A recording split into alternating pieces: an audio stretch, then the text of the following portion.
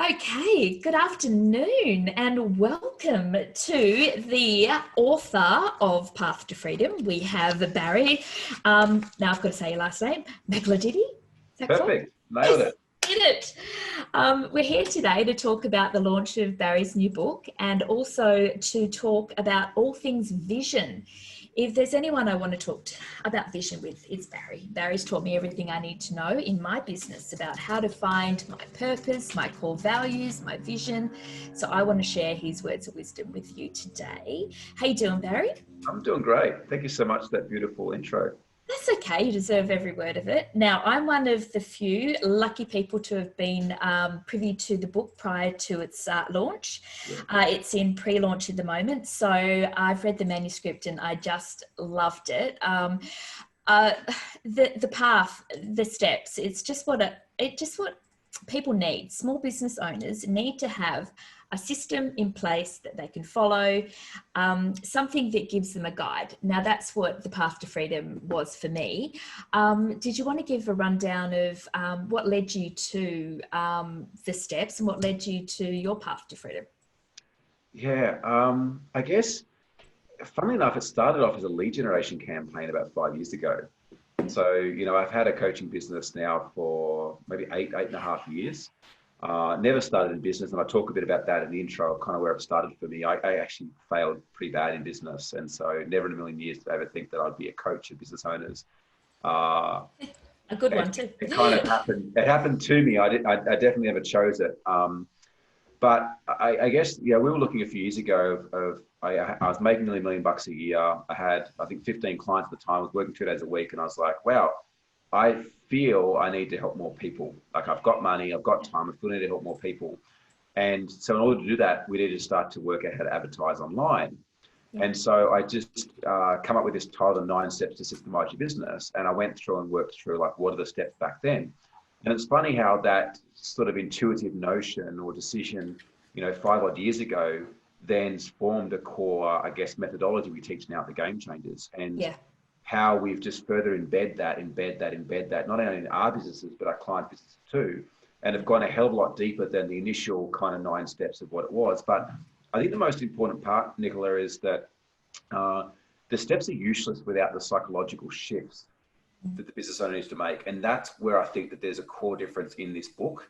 Yeah. And in what we teach as the Game Changers. It's not just about vision, mission, and values and KPIs and goals and systemizations. It's around the fundamental shifts that we need to make as a business owner in our identity and the way that we identify with our business and within ourselves to actually build a profitable business that can work without us.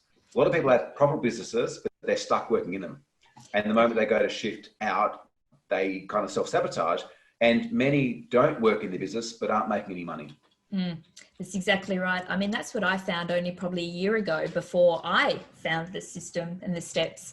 And I was able to find that the mindset was what was, that saying, if you have to get out of your own way, because we think that we have to be involved in everything and we think that we have to be the one where it all stops, and it just doesn't happen like that. We have to be the driver. We have to be the driver of the ultimate vision. And like in your book, where you have your vision is that section that's just over the hill. You never quite get to it, but you need your mission and as your guide to get there. And I think that's when you're saying systemization and your steps. This is something that it can work, but it needs to work with a mindset, because if you don't have the right values and core and driver, then it won't get there. It just won't get there. And you won't have a team that will enable you to get there together. And I think that's the most important thing I've learned over the last years about incorporating that vision and getting your whole team involved in it. Yeah. I feel a lot of business owners have a very short-term focus. Yeah. They go into business. We've kind of been preconditioned from a young age to appreciate short-term gratification. From a very young age, we'd cry and our mother or father would soothe us. So we learned from a very young age that action equals reward and so forth. And so, people go into business because they're kind of wanting to create more freedom for themselves. Yet most of the time they end up working more hours and getting paid less than working for somebody else. And spinning their wheels because they're trying to focus on what's the next lead generation system, or how do I improve my sales conversion, or, let's go and systemize my business now. but they do the wrong things at the wrong times. And what happens is, even if they get to a position where their business is deeming some form of success, like i.e. they're paying themselves a wage and this thing is starting to grow and work, what happens is that later down the track, they hit this brick wall they can't get through. And they can't get through because the fundamentals aren't set up in the first place. And this is where I guess, over the last 10 or so years that I've been coaching, or so 8 years I've been coaching, and 18 years I've been in business, I realized the importance that when we put these things in place first, not only does it create a very solid foundation now, but it actually allows us to have a lot easier path later on. Whereas business owners now, it's like they hustle, they try to do all this stuff now, but then later down the track, they keep hitting these brick walls and wonder why they can't get through. Yeah, that's exactly right. It's that way of making sure that you've got the foundations in place so that when you do grow, you have that strong ability to be able to grow without having to consistently worry about things happening at the lower levels. Yeah. Because I think a lot of people, I know for myself, you go from a solopreneur to all of a sudden hitting that wall and getting super busy. And then the next thing you know, you're running on adrenaline, literally, because you're getting people on, you've got new clients. But what happens then is you're not in control of your profit, you're not in control of your margins, you're just taking clients on that don't suit your core or your niche, and before you know it, it's out of control and you're no longer at the wheel.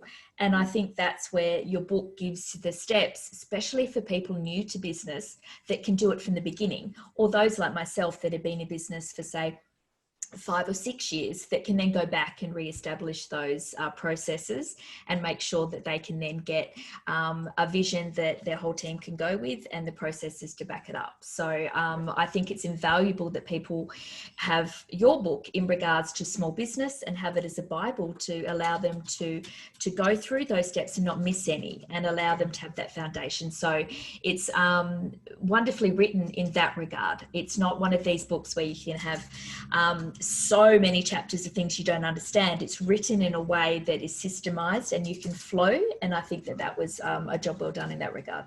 Thank you. I think, again, though, it's uncomfortable to go through and put in place what I share in the book, because a lot of it is changes in the being versus doing. And a lot of it, there's not that immediate gratification. Like if you go on like the first 3 chapters, vision, mission, and values, right? If you go and set up your vision, that doesn't mean you got money coming in the door. Like in actual fact, it doesn't bring money in the door at all, right? Not that we can perceive, as opposed to maybe, I've gone and built this funnel and I'm running paid advertising and leads coming in. But that is a very short-term focus compared to actually putting in place your vision first, your mission second, then followed by your values, because that becomes the fundamental structure in which you build a skyscraper. You can't build a skyscraper on a lead generation funnel. No, because you're always going to fall back on that, because even when you're trying to produce a brand or produce a voice, you have to have a voice, an authentic voice. And if you don't know what it is you're actually in business for, or you don't actually know what it is you stand for, then no one else is going to come along on the journey with you. And I find that the one thing of having that mindset and having a vision of where you see you sitting in regards to your business and the market and what impact you want to have on people, then that allows you to have the content that reflects that, instead of just throwing up lead generation or an ad. It may produce sales in the short term, but in the long term, you won't have that customer buy-in or that loyalty, which will eventually, once you have your systems in process, have return visitation to your business and loyal customers. And I think that's when people need to make sure that they can sit down properly, not just give lip service to the fact that they have a vision or a purpose for that fact, because people will see straight through it if it's not authentic. Yeah.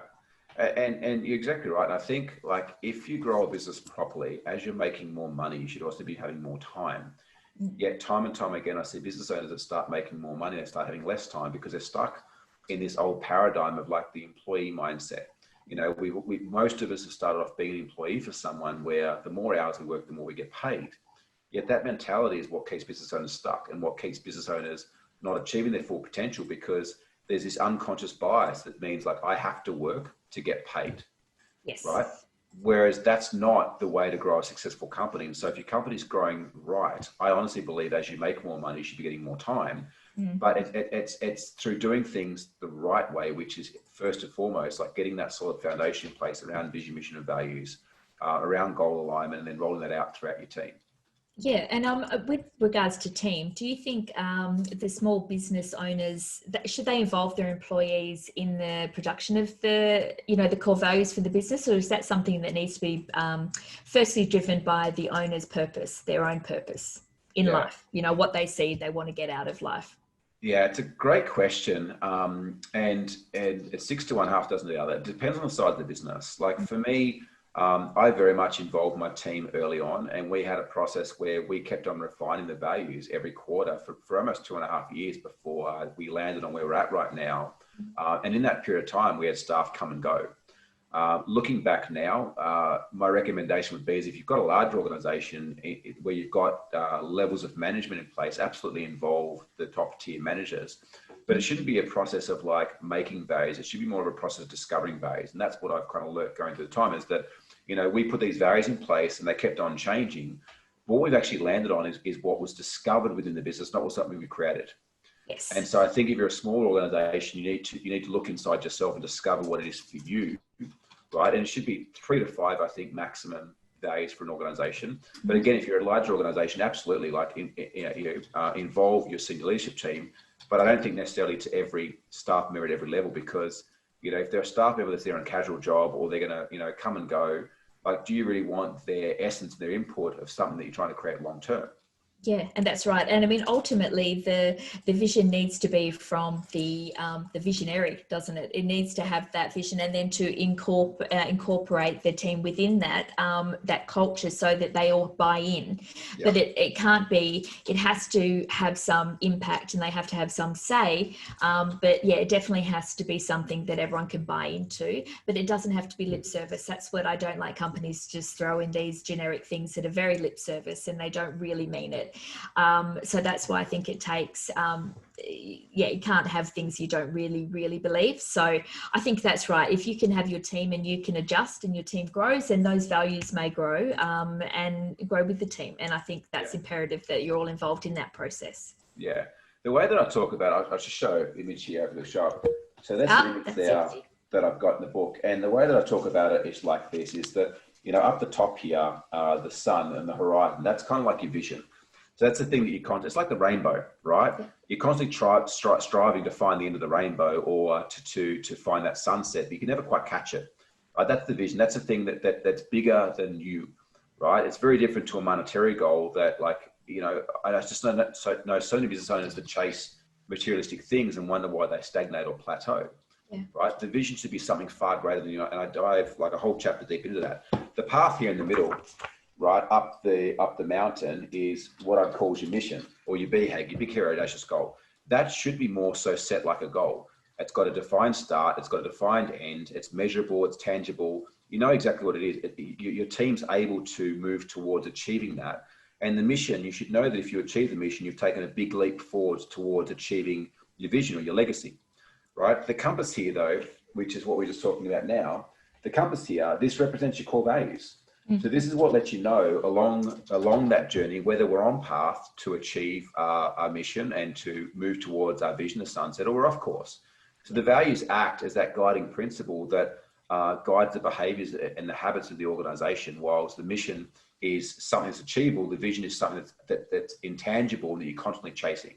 Yeah, and that's what I love about your book in regards to setting that out for small business owners that have never really had to think about something along those lines. So they're just more about, I need sales, to actually see it written down and to actually understand it in those concepts just makes it very easy for them to visualize it.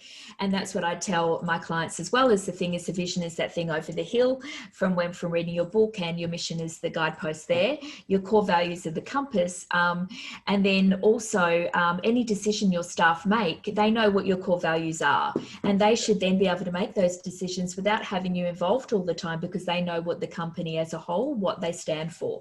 And I think that's where, when you get bigger, if that is not in place, that's when people have their own agenda.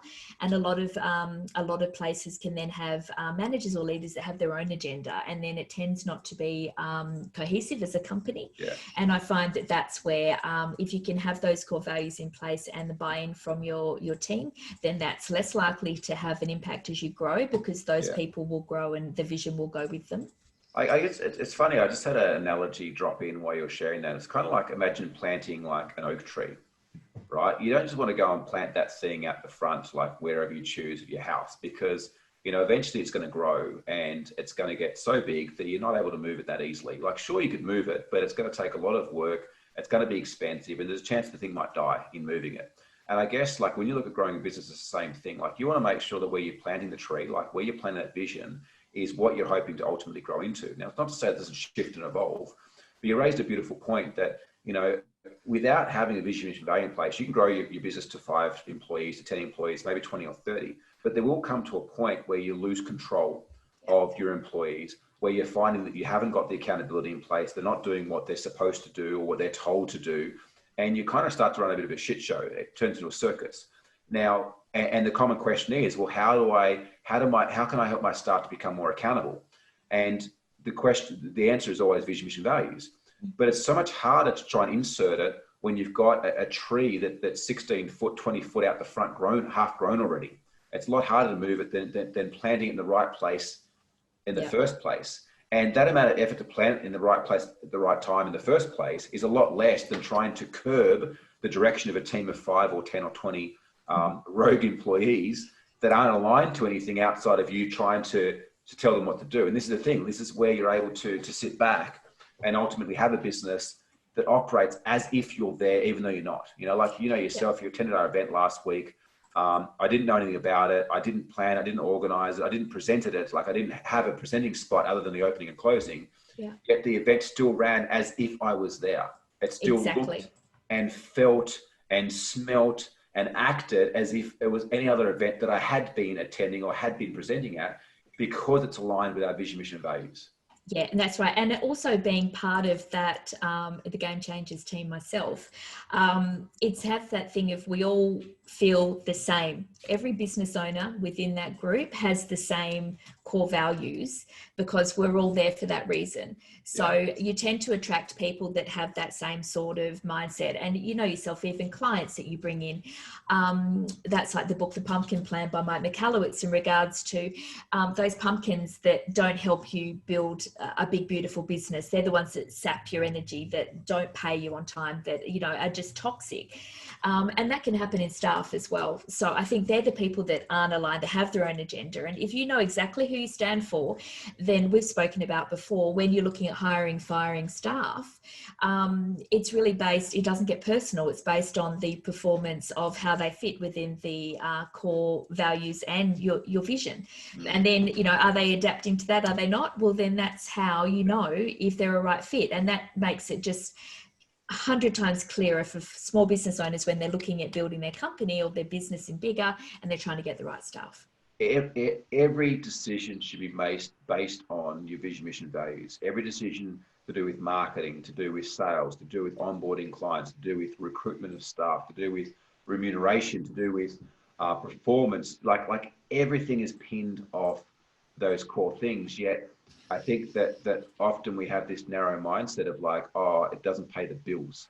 Like, I need to go and sell more clients. I need to deliver more widgets because that pays the bills. But you're not in business just to pay bills. You're in business to create something far greater than what you're going to have working for someone else. Yeah, and the thing is, if it does become about just paying the bills, then you're off direction. You're going to be taking on any work, and then you're going to be taking on the work that doesn't serve you, the ones that's not profitable, and ultimately you're not happy. So as much as you can sit down for a full 8 hours really and do your proper vision and mission and start, and then you do, you know, your customer avatar and all those things that people say, I haven't got time to. And then you think, well, you have to have time for it. Otherwise you're never going to know who it is you're trying to do business with and how you're going to grow. So my one thing that I've learned over the last time since being with yourself in the Game Changers is to really focus on what it is that we do well and to really grow that. To really have an authority in that area and to really, better's not better, different is better, as Mike McCallowitz says. And that's really taught me something when regards to the pumpkin plan, in that you really need to find what it is that you do well, but then how do you market it differently, and how do you put your immutable laws, which is what he talks about, which is basically the core values, in place, so that when you do grow it, you're growing a big pumpkin, but you're growing it in line with what you are as a person and what feels right to you, so that your staff know exactly also how to do it when you're not there. And I think that's really important. And a lot of businesses don't have, and that's where they fall down, I think, from businesses that I've dealt with that don't treat their customers or even their clients really well. Yeah, absolutely.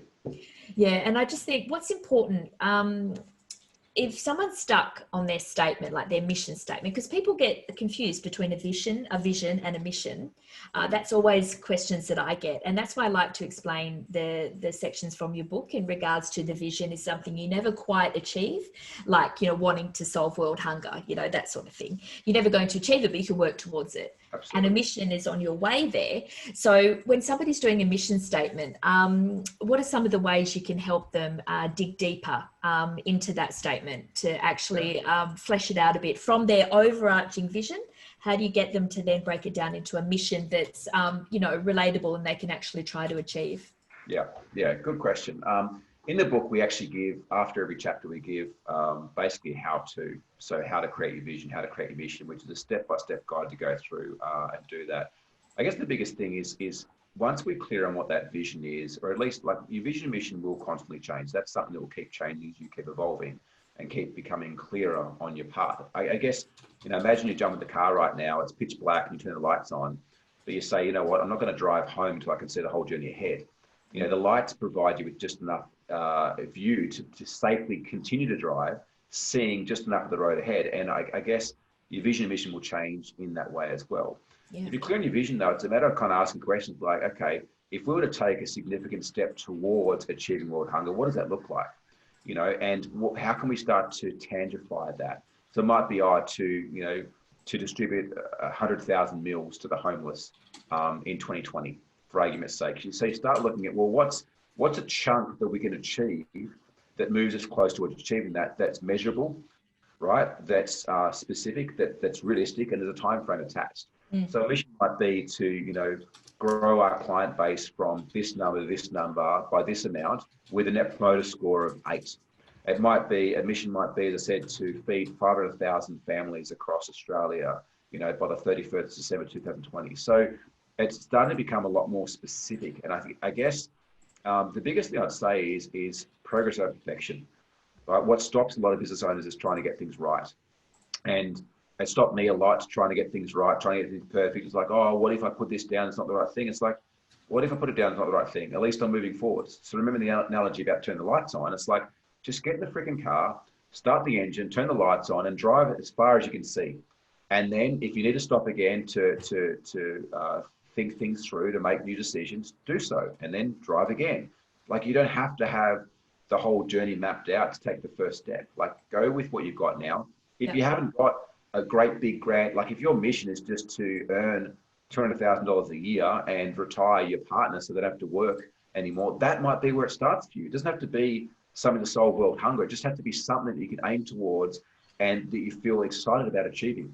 Yeah, and it's something that gives you the passion to keep going and keeps you keeps you driven to get there. And I think, like you say, it's about coming back to and evaluating it as you're going, and not thinking that that's something that's going to have to always be there for the entirety of your business, because it will change. Yeah. And those 90-day plans that we put together in regards to reverse engineering, I find that to be really important. If you want to have a goal, you need to reverse engineer how to make that happen. So if you have a vision, then you have a mission, and after your mission you would then work it down into projects and tasks, and then after that it's something that you can in bite-sized chunks. And I think that that's something that people don't tend to do. They tend to just stop at the project, and they see the project sitting there, and it sits there and it sits there, and then they get despondent that they haven't started it. Progress over perfection. You don't start it because you don't think you're going to do it right, and then you never start it. How many people do we know that have done that over the time?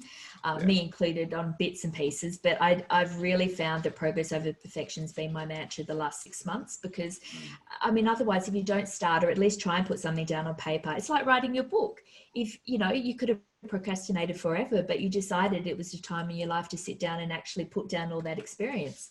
And you did it, and you sat down and you did it. I mean, and that's where people can procrastinate. But if you hadn't put one word on paper to start off with, you wouldn't have actually been able to get to the end. So I think it's imperative that people sit down and they just reverse engineer, whether it's just doing one project or whether it's just not to overcommit either.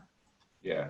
And get the book for the sake of $30. You know, this is honestly 18 years of experience in business. One of my first businesses was bankrupt for 1.3 million. I've invested well over $1 million in my education between books and courses and coaches and mentors in the last 18 years.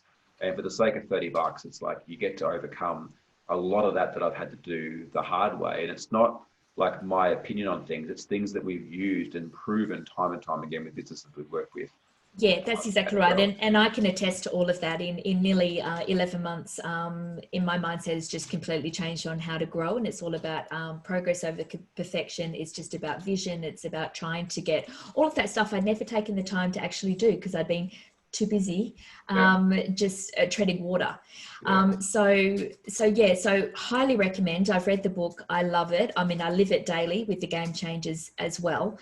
And in regards to the steps and the strategies, when you said you did the lead generation to start it off, I mean, that was still a game changer, excuse the pun, for so many people that were able to even download and look into that, because systems and systemization is not something a lot of people just automatically think of. So to see it so clearly written down is a good start for people. And then your book is a magic follow-up in regards to, if I'd had it 5 years ago, God knows where I'd be now, but it's just that thing of having it written down so well. So as you say, for that price, I mean, why wouldn't you? So Path to Freedom is the name of the book. It's currently on pre-order. You can get pre-order. The Audible and the ebook is available for download now. Is that correct? Yep. So on Amazon? Amazon, and also we got listed this morning on Apple iTunes and iBooks as well. Perfect. So while you can't say you haven't got time to read it, because you can put these on and do whatever you need to do. And that's usually how I do most of my books, although some I love to actually touch and hold and put on bookcases. Some of them I have to have. Now there's the pre-launch, there's some great value that you can get by pre-ordering the books, because the launch date's the 3rd of August, being Monday. So I'll be putting a link up on how to get your copy for the pre-launch and all the stuff that comes with it. So Barry's been great enough to give that link to me to hand out to you guys. And it's been wonderful having you, Barry, to talk about my passion, which is vision. So I really appreciate it. And also thank you for allowing me to read the book prior to the launch, because it really was a pleasure. And anyone who's looking for someone to help with the mindset and things, the Game Changers is just an absolute dream. Barry and the team, small business just is not the same without them. So I wanted to thank them for that as well. They've really helped me and my team. So I really, really appreciate it. And Path to Freedom, everyone, it's out on Monday. Pre-orders available now, Audible and ebook available now through Amazon for download. And Barry, I'd just like to say thanks again, and hopefully you can get back to Bali soon and start writing some more books. Thanks, Nicola. Really appreciate it, man. No worries. All right. See ya.